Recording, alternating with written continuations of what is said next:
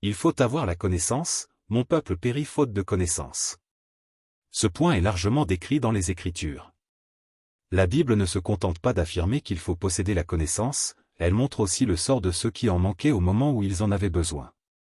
Comme le déclare Osée chapitre 4 verset 6, « Mon peuple est détruit, faute de connaissance ».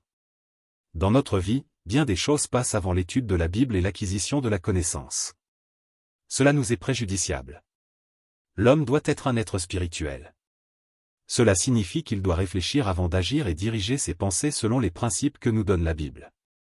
Comme le rappelle Proverbe chapitre 4 verset 7, le commencement de la sagesse, c'est la sagesse, acquis l'intelligence, au prix de tout ce que tu possèdes.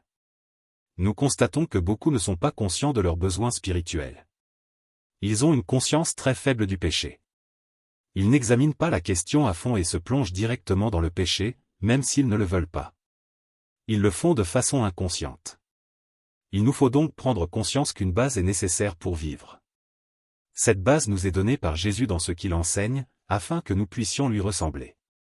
Il déclare en Matthieu chapitre 7 versets 24 à 25, « C'est pourquoi, quiconque entend ces paroles que je dis et les met en pratique, sera semblable à un homme prudent qui a bâti sa maison sur le roc.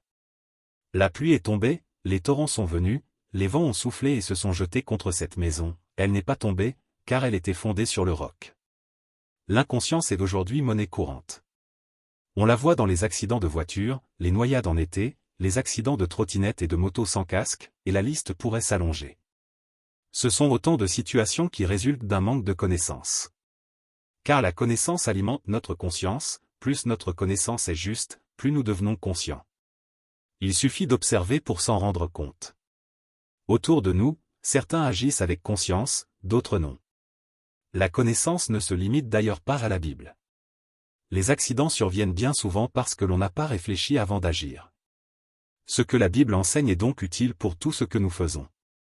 Comme le souligne 2 Timothée chapitre 3 versets 16 et 17, toute l'écriture est inspirée de Dieu, et utile pour enseigner, pour convaincre, pour corriger, pour instruire dans la justice, afin que l'homme de Dieu soit accompli et propre à toute bonne œuvre.